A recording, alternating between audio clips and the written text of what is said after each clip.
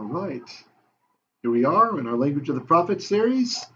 This is Torah portion Mishpatim, and we are on the Aliya 1, the first Aliya, part B, right? So the second part of the Aliya, because it was kind of long.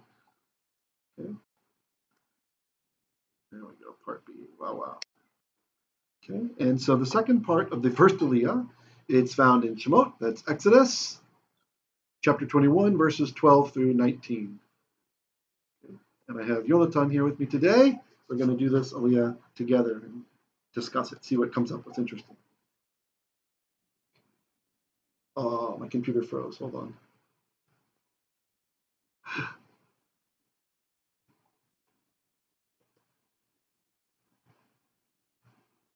Come on.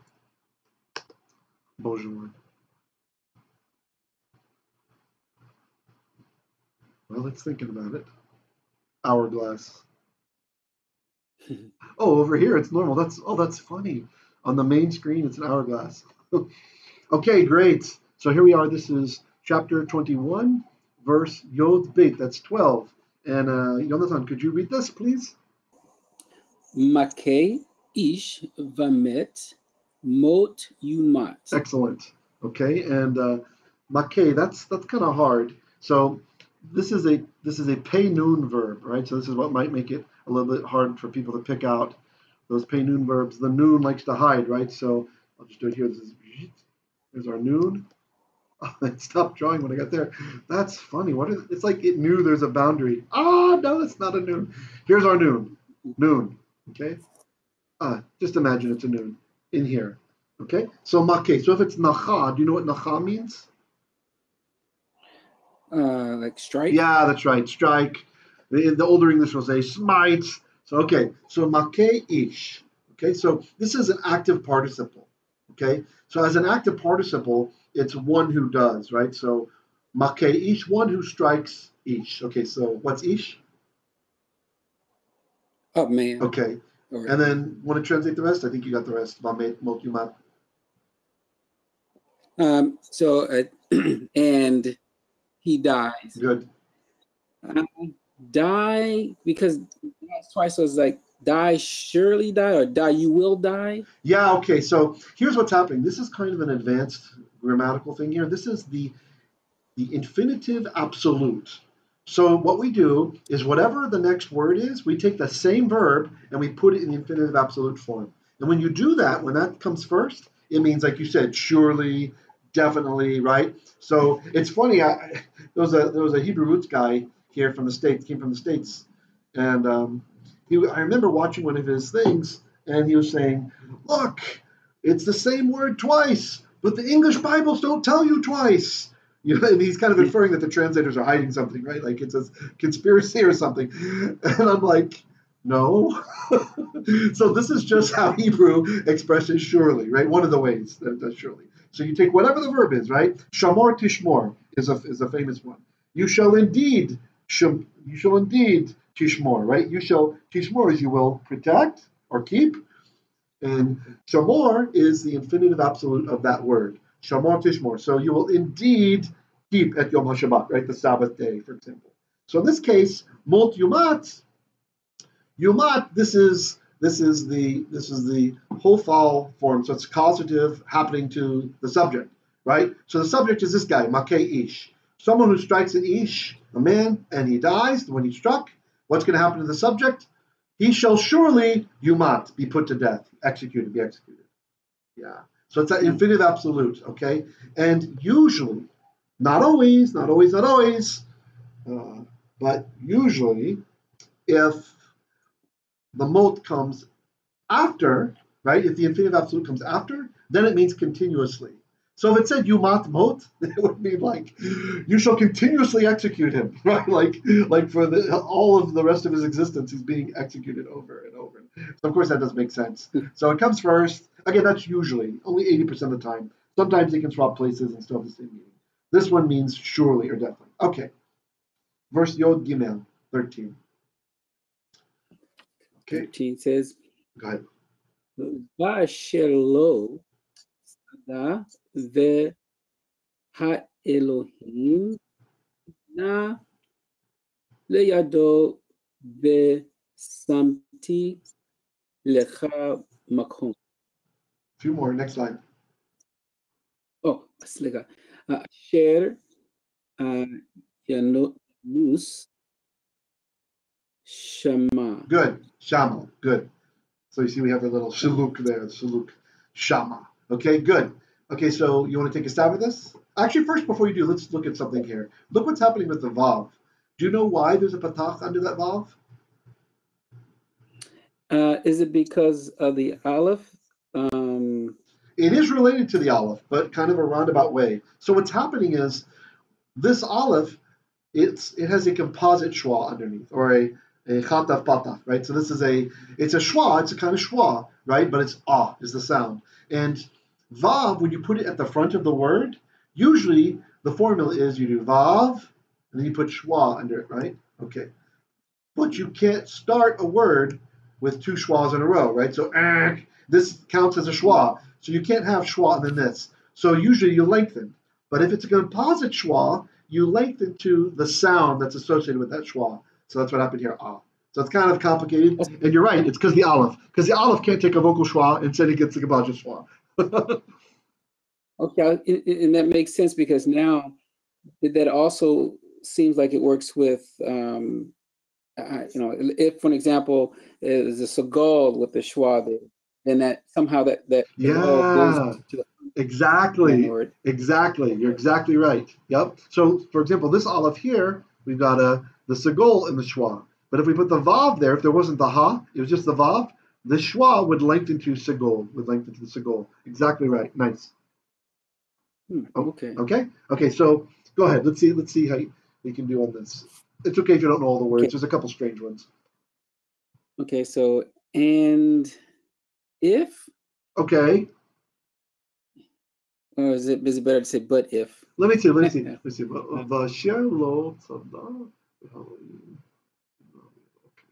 Okay. So yeah. So Asher sometimes can act weird. So and maybe when. Sometimes Asher can be when. I think that's the third entry in Halot for Asher. So let's go with when for now. We'll see if it sounds okay. So and when, we'll just say when, although your if sounds better in English. Okay, lo. Okay, lo, not. Yep. And then sada, I've colorized. I'm going to bring up a hint on sada. Okay, sada is an interesting word. Sada, it's kind of related to tzayid, which is like game, right? Like someone hunts game, right? So there's a relation to the root there. So this is sada one, we call this in the scholarly lexicons, and it's related to Ugaritic tzad, which can actually be tzadi or tzada with a hey at the end, which means to hunt. So in Ugaritic, the verb is to hunt. So they get this idea for kal to be to waylay, right? Like, so he's planning it, right? He's planning to make this guy met. Oh, you ever see the Get Met It Pays, like with Snoopy in the States? Like, they always make me smile because, in Hebrew, met means dead, and it's life insurance. And the way that you make life insurance pay is you get met. So get met, it pays. Oh, I'm a sucker for puns where you have multilingual stuff happening. All right. So, lo tzada. So and when, or I think your if was better. If we just have to make it sound if, otherwise it doesn't sound good. And if lo tzada, so he did not hunt him, right? He did not waylay. Okay. Mm-hmm. All right. Okay. In God. Yep. And God. Ina. So probably the va is going to be nor, right? So if and or nor. Yeah. Okay. The God Ina. Do you know Ina? I also have him marked. Like let happen. Yeah, it's like that. It's like that. It's more like cause it. So this is PL, right? So PL, a lot of times people when they've kind of jumped through the binyanim, they realize he feel is the causative. In PL, we usually think of like strengthening, right? The root of the word. But if it's a causative verb, like if in the call, for example, like gadal, right, to become great, which can mean to grow up, right? A kid grows up, he becomes great. And you put in PL, then it's to cause that state to happen. If you're talking about the state of the subject, to be great, to be small, right? To be angry, to be hungry, any kind of these things we call stative verbs, where it expresses a state of being, right? The subject of the verb isn't acting on somebody else, right? It's not like katal, killing somebody, right? Or or pushing someone, right? Or smiting, nacha, right? We have an object. Instead, with stative verbs, the subject, their state is changing. They're becoming big, they're becoming small, they're becoming hungry, etc. So if you have a stative verb, like ana is, and like you said, it's to happen, like something's happening, right? And you put in the PL, then it has kind of a causative meaning. So really, we have this PL where we have ina plus la is to cause to happen to someone, right? So, and God, and here's the Ugaritic stuff. It's kind of interesting. So we have also the same root in Ugaritic, right? This is also ana or anai, actually anai, the yod there, meaning suddenly. So something suddenly happened, right? And in Arabic, it's kind of interesting. They also have anai, which is to draw near, as in time. So it's related to time, it seems. But when we come into the Hebrew, they deduce from that it's, notice this is the third root. There's two others that look just like it with different meanings. So to cause to happen somewhere. So if God, the lo, I'm going to say this is a double duty lo, it's causing over here, did not ina leyado, okay? Did not cause to happen leyado. What's yado mean? Do you know yado? Like into his hand, because yad is hand. Yeah. There, so it's like good. Yeah, that's right. Right. So God and oh, you know what? I'm wrong with my lo. Sometimes I don't realize until I see the next words. Okay, so let's change this. And God caused him into his hand, right? So it's like an accident, right? God wanted it to happen, right? So he didn't hunt him down. He wasn't, he didn't waylay him, and God caused him into his hand, which is one way of thinking about an accident, right? The axe handle flies off and kills somebody, right? And it wasn't through negligence. Okay. So now the next Vesamti lecha makom. What's Vesamti?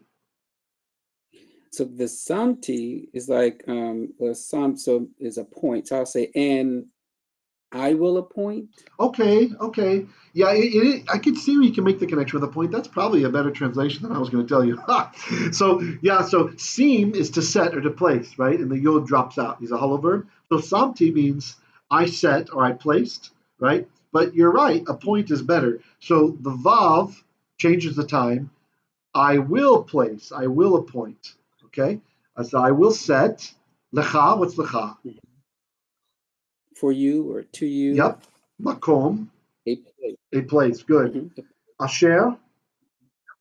Where. Yep, where or which, relative pronoun. It's a little easier to translate here than up here. Yanus. You know nus, the verb nus?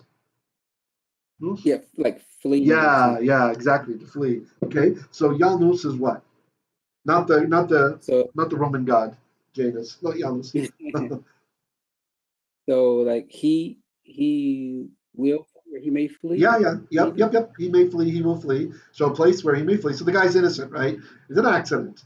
Saying that God placed him into his hand, that's a Hebrew idiom for it was an accident. Okay?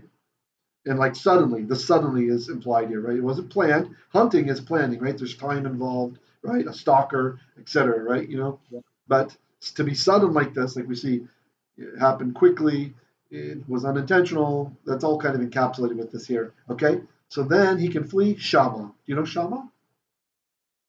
Yeah. So Shama is there, and I did have a question. So in the Dead Sea Scrolls, it just has Sham. It doesn't have the hey at the end. Oh, interesting. Yeah. Okay. So that's an interesting discrepancy. I didn't know that. So Sham means there, but in Tanachit, usually we do something that's called it's the hey locative, right? So direction towards. So if I want to say I'm going to Jerusalem, I say Ani holech Yerushalayma, right? The tells me direction towards, right? And it's even when someone like prostrates down, they'll say artsa, right, towards the ground. Like where else would you prostrate down to? I don't quite exact, like prostrate up to the heaven or over to a tree. But anyway, it'll tell you, or it'll tell you with panim artsa, face towards the ground, right? And so that halocative is direction towards. I'm not sure why they would have omitted that from the Dead Sea Scrolls.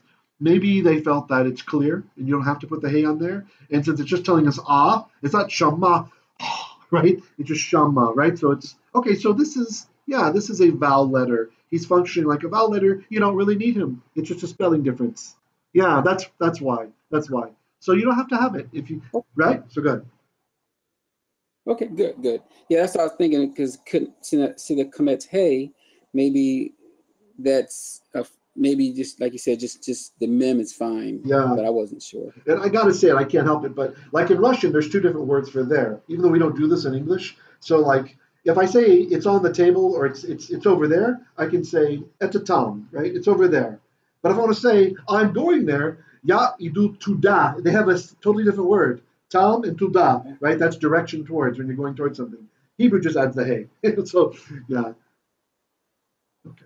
Sorry, I know you're not asking for a Russian lesson, but I thought it's interesting that they also differentiate. Although, but English used to. Look, if you look at a King James Bible, it says thither, right? There's there Uh-huh. and thither, right? So English used to also distinguish if something is just statically located there versus going over there, right? Oh, and we also have here and hither, right? Hmm. Yeah. So how would you say hither in biblical Hebrew? Hither. Yeah. So how do you say here, first of all? Here. Uh, Pope. Good. Okay. So, so pull. Yep. So how would you? It's gonna be hard. It's pull, or you can also have pull, right? With right. So how would you say hither? You think? Hmm. Yeah, that'd be hard. It's like pulla, pulla. So there's still the ah at the end until you it's towards here. So Okay. yeah, how would you It's say? like a direction. Huh? It's really like a direction. Yeah, yeah. How would you say Virginia words? Virginia words. So we'll just assume Virginia's Virginia.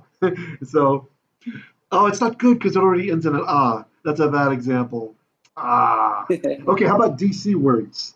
DC words. If we're just gonna say Washington DC words, like wards, DC. like towards Washington DC. Yeah. How would you say that in Hebrew Oh, then? gotcha. So we'll say towards DC. Yeah. So that would be like, hmm, would I say, for example, uh, le, hmm, Oh, I didn't hear la, you. hmm, hmm. It's kind of hard to say. It's kind of dumb that I was asking this, but it'd be like DC ah, DC ah with the hey at the end. Yeah, Oh, I see. sometimes I like to do goofy Like things.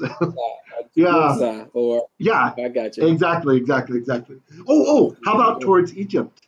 How would you say towards Egypt or Egypt words? Um, Mitzrayim. Yeah, perfect. That's right. Mitzrayim. Yep. So next time you hear that song, I want to be homeward bound, right? So think about how homeward bound would be in in Hebrew, right? Beita, right? So, okay. All right. So Yod Dalet, 14. Yodal. Okay. Vechi Yazid Ish or Re'ehu Lehargo Ba'arma. Okay. Okay. So if I look at that, and So it can be and or but. It can be either one of those, right? Usually. okay, so okay, but if Yep. um, so yeah, so that's like something an attack. Okay, you're Is close. it like You're close. So this kind of a rare word. So this yazad means to get hot, like to be hot, right? And oh Hebrew expresses anger as far as being hot, right? Like cham can mean heat or can mean anger, right? So mhm. so in fact, there's a midrash about when we're walking through the Yam Suf and the sea goes up on a wall, right, on either side, and it says Choma. It was a Choma, right? It was a wall to our ancestors, right? But the in the midrash, the sage from the midrash says, don't read here Atika Choma the chema, right? Which is anger, right? Don't read here choma wall, but just change the vowels to make it say chema, because the ocean was angry that idolaters were allowed to walk through and it had to be a wall. So it's kind of a neat thing. So having to do with heat has to do with anger. So yazad can actually be to boil lentils, to boil things, right? Porridge and stuff, or it can be to get angry. Okay, so the chiyazid, what's that you think then? okay, but if he gets angry, if he gets Yeah, hot, yeah, that's right. Yep. to the man. So if the man gets Yep. anger, if he gets Yep. Although some like it hot, so I don't know. So I'm sorry. It's late by me, so the goofy humor comes out. Go ahead. Okay, all right. So that's like against his neighbor. Yeah, that's right. Good. Yep. Or fellow, either way, neighbor or fellow. I'll usually prefer fellow, although you're totally right. Neighbor is usually listed in lexicons too, just because sometimes people will parse that and say, "Who is my neighbor?" Right? Right? Is the guy who lives next to me, or yeah? So okay, go ahead. Okay. Lehorgo. Her goal is to smite him, It's or like that. to Harag is to slay, right? To slay, right? So yep, you're right. To slay, to smite, and then you're good. You got the him at the end there from the o, the pronominal suffix. Very nice. Okay. Do you know orma? Do you know what orma means? Or orma? I was thinking like being cunning or trying Yeah, to that's right. It is. It is. It's the exact same word that's used to regarding the serpent in Gan Eden. It's the serpent. Yeah, he's the most orma of all of the animals, right? Or I might say arum. I have to check, but same word. And then the bait. So this is interesting. So it's not going to mean in cunningness or in craftiness, right?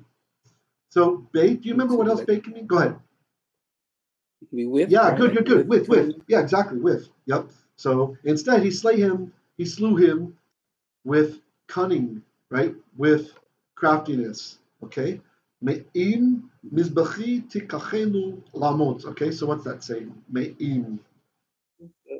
That's like from with. Good, good. So Okay. just to remind anybody else who's watching this later, so mean, we can also prefix it as mi and put a dagesh in the next letter. Ayin does not accept a dagesh under any circumstance, so instead it lengthens the short vowel chirik to the long vowel tseri. So that's with. So from with, okay.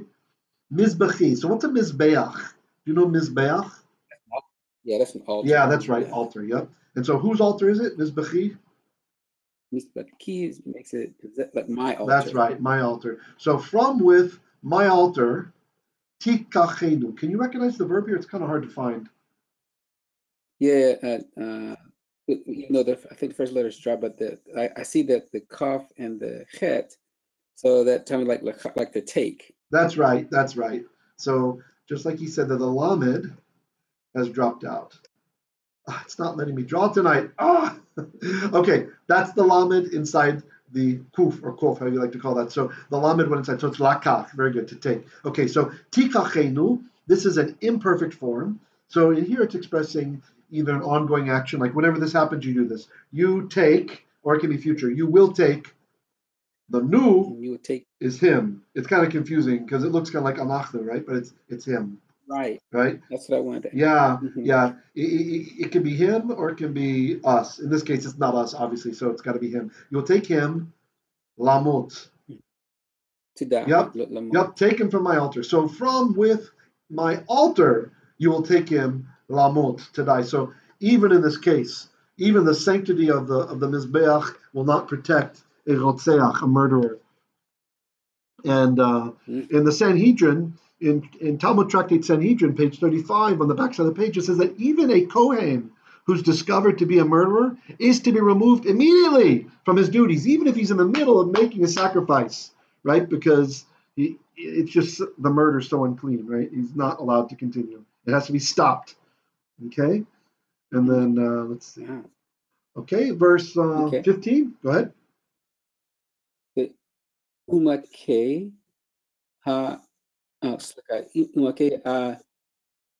is it Eve? Yes, Aviv. Aviv, Aviv. Okay, his father. Okay, Aviv. Ve'imo in mother. Okay, Mot Yumat. Okay, good. Okay, so we have Malke again here. This is actually a nice inclusio, this way of writing, right? So we got the same word and the same word down here, okay? So, all right. So what's that mean? So same thing. Same principle is like and who strikes. That's right. Exactly. Participle. Good. From Nacha. Yeah. So, and one who strikes, Aviv. Do you know what the v is at the end? Yeah, you got it. That's his father. His father, exactly. ve'imo. And his mother. Okay. Now that's interesting. It could mean and, right? But in this case, it's probably or, right? Because it's not saying that only if he kills both parents, right? I mean, hits both parents. It's father or mother, right? Involve is so tricky. You just have to look at context. Okay. Mot yumat. So we have this again. We had mot yumat before. Mot yumat. Mot yumat. Right. Shall surely be executed, right? Sorry, I knew you knew it, so I just jumped in there. Now, it's interesting because Ibn Ezra, the Rashbam, and Nachmanides, they have a little bit of a take on this where only if the striking, the smiting, creates a visible wound, i.e. blood, right? So there's kind of a level of damage that's inflicted on the parent, right? So if the kid hits the parent a slap on the face, that's terrible, but it's not a death penalty. It's not what you want, right? But if we're talking like real damage is done, then it's not just death, it's death by strangulation. That's the rule. That's how they get killed, according to our tradition. So, yucky stuff. Okay? Oh, yeah. Let's see. We're almost done. Just 4 more verses. You okay on time? Yeah. Okay, great. Okay, so why don't you read verse 16? And again, I just want to point out to anybody watching, notice the 16 and the 15 in Hebrew.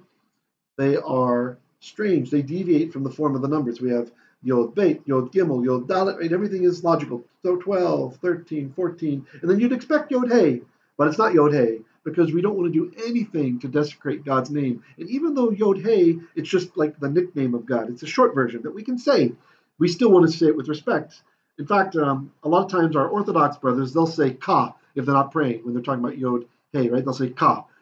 You don't have to. You can still say Yah, right? We have Hallelujah, but I'll admit I feel a bit strange to just say it out in the open like that. Even though it's not the name, it's a shortcut to make us think of the name. So we can say Hallelujah, right? Hallelujah, right? Praise be to Ka, praise be to the name. And so because of that, the over 1,000 years ago, the tradition for this writing the numbers, they didn't want to write Yod Hey. Instead, we write Tet Vav, 9 plus 6 here. And then the same thing for Yod Vav, it's also kind of like one of the forms of God's name. So instead we write Tet Zion. And then everything's back to normal. 10 plus 7, 10 plus 8, 10 plus 9, until we go to 20. Okay? So this is 16.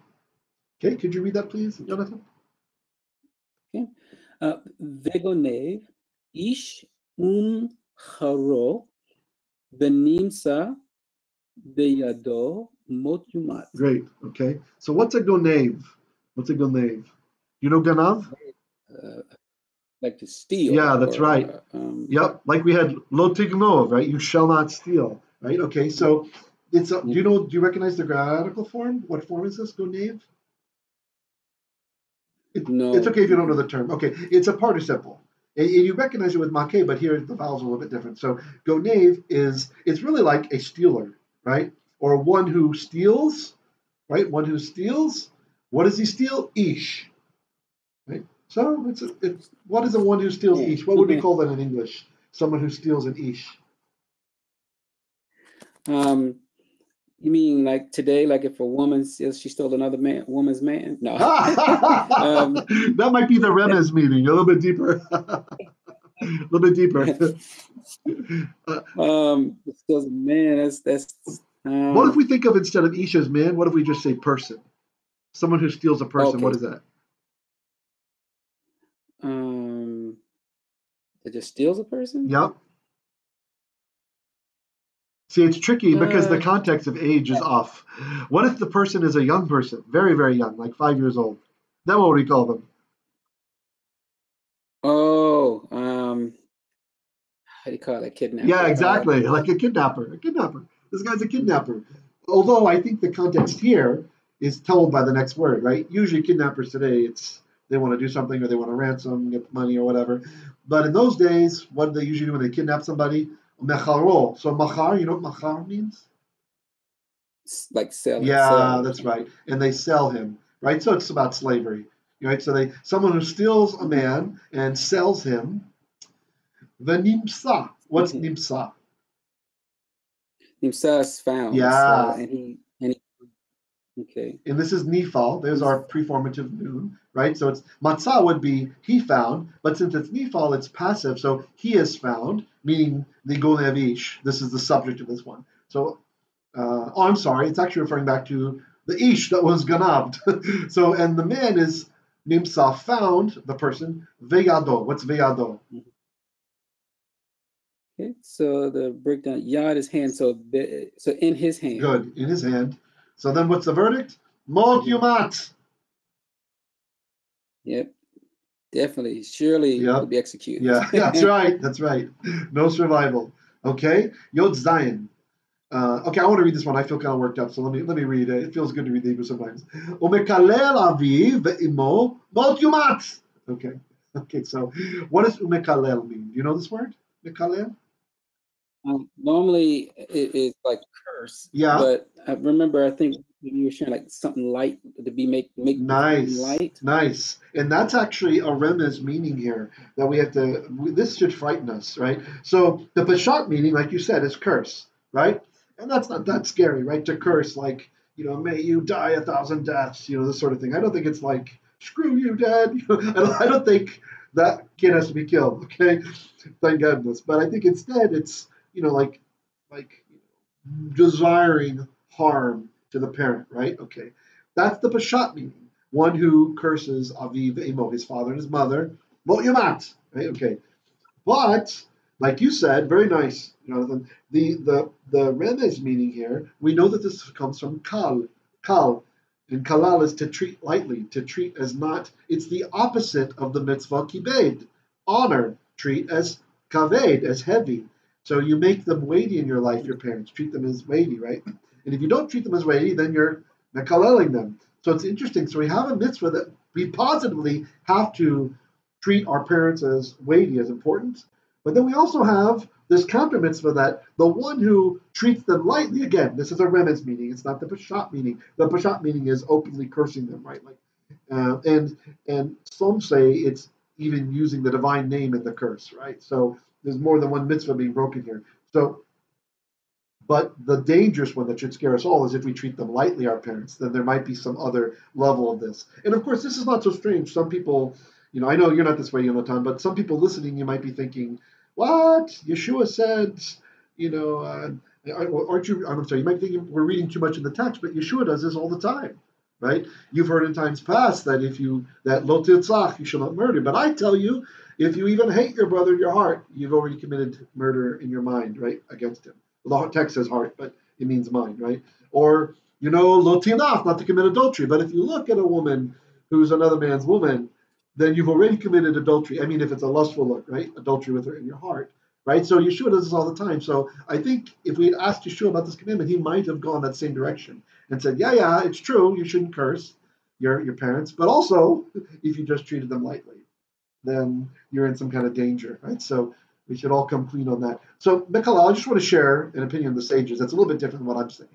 So, looking at the Aramaic translation in Targum Yonatan, it adds this extra word here, bishma.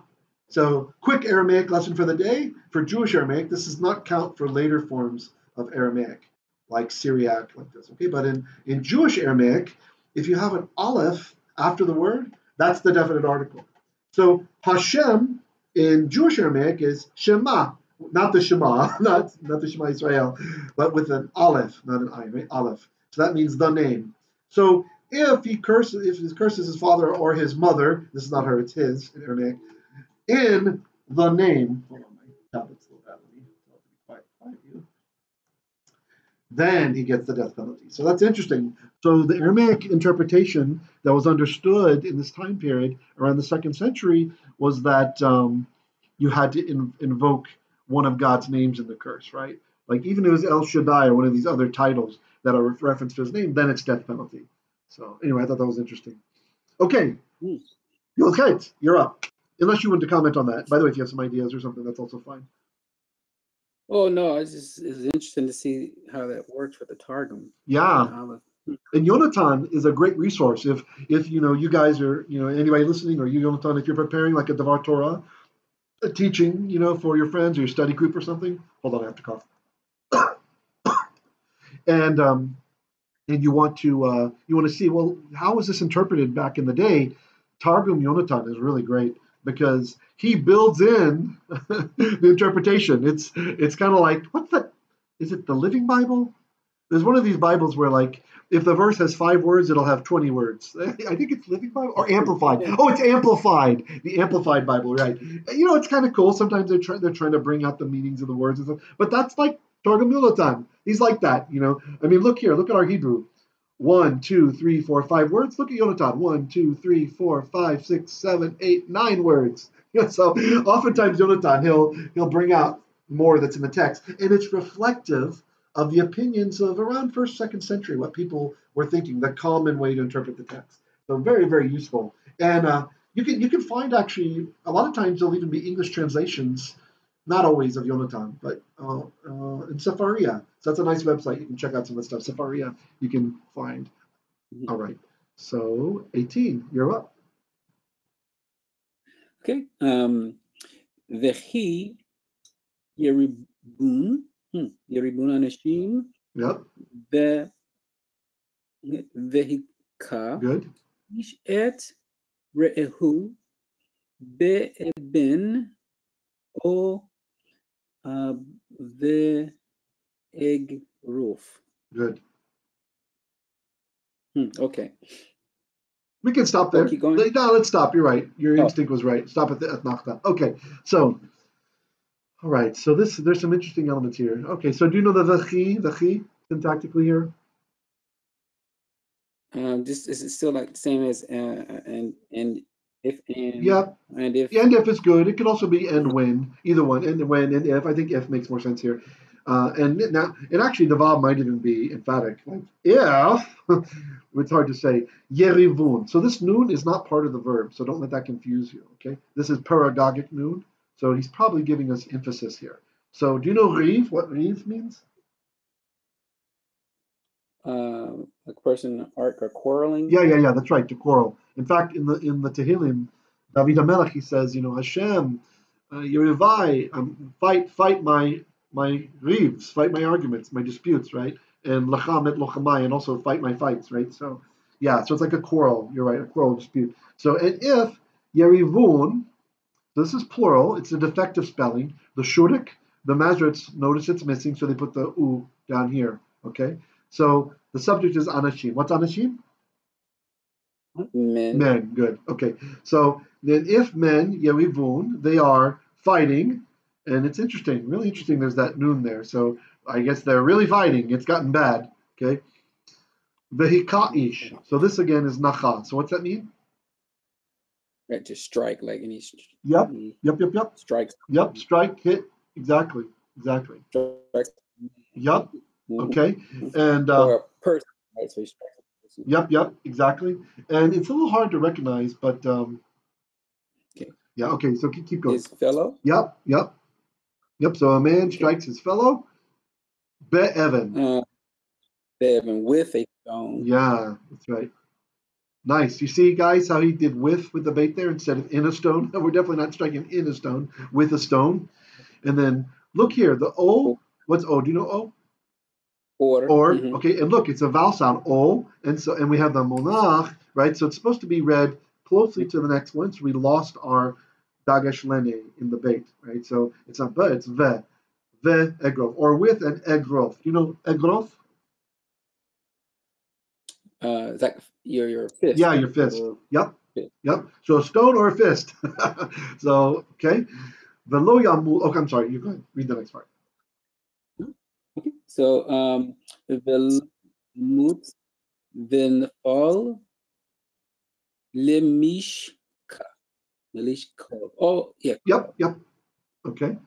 Velo yamut v'nafal lemishka. So that the comments, I was about to say, but remember it's. Yeah, you got it. That with the salute. Yeah. Good. Yeah. Okay. So he not die, so he doesn't die. Good. The nafal, which nafal means fall. So but he falls. Yep. Then to bed. Yeah. No, that's right. So he's bedridden. right? He's in the hospital for a while, right? That's yeah. He falls to bed. That's just how they said it. Yep, exactly. There's no Beit Cholim back then, right? Okay, good. And then Yod Tet, so that's 10 plus 9, 19. Okay, Okay. go. So in Yakum vehit halech bakut al mish anto venika hamake rak. Still got rock. Yep. Beseder. Shifo. Retain Okay. the Rafo Yera Pay. Almost Rapo, right? Rapo. Yep. Yeah, Rape. Rafo Yera Pay. Okay, good. Okay. So aim is if. Yes. All right. So in Nakum, like get up or rise. So and if he stands or if he gets up, if he rises. Yep. And notice it's imperfect, right? So it's not he stood. This is telling us an ongoing scenario. Okay. But hitalech, what's that? Oh yeah, it's like halach, like walk. So good. And he walks about. Yeah, that's right. So this hitalech form, this we actually see in the book of Iyov, when the Satan comes up, right? And it says that the Bnei Elohim, the sons of God, they're meeting, like it's the divine council, and also the Satan was there, right? And God says, from where do you come? And Satan says, oh, hitalachti ha'aretz. I've been walking to and fro in the earth. So the hit, it's reflexive if it's not a verb of motion. When it's a verb of motion, it adds us to and fro, right? So the sword that guards the Gan Edan, it hitafech, it turns to and fro, right? It not changes on itself, but it turns. So whenever you have motion, it adds a to and fro to it, like all around, right? So anyway, so he's able to walk around, right? He's walking around. Good. Bachutz. Is that the hitpael? Yes. Oh. Yes. Hitpael, exactly. Hitpael. It is. Yep. See the dagesh in there? That's actually part of hitpael. And then the hit is the prefix. Okay. Good. Bachutz. So the outside. Yes. So on the outside. Yep. Okay. So upon. Yes. On. Yep. So let me see. So the word is mishenet. Yeah, and it's hard to see because it's mishanto. Kind of a rare word. If you don't recognize it, I'll just tell you what it is. Yeah, because it's like his staff. Yeah, it is. It's his staff. It is. Yeah. So this word shows up in Psalm 23, right? The good shepherd uses his mishan, right? Mishan to herd the sheep. Okay. So mishanto. So he's leaning on his staff. Okay. Now the vav is tricky. This vav. I want you to think about how to translate this. It's not going to be and, right? We have to be. It's his. It's not his. Well, nikah. Yeah. Okay. So nikah. It's actually has to do with his innocence, right?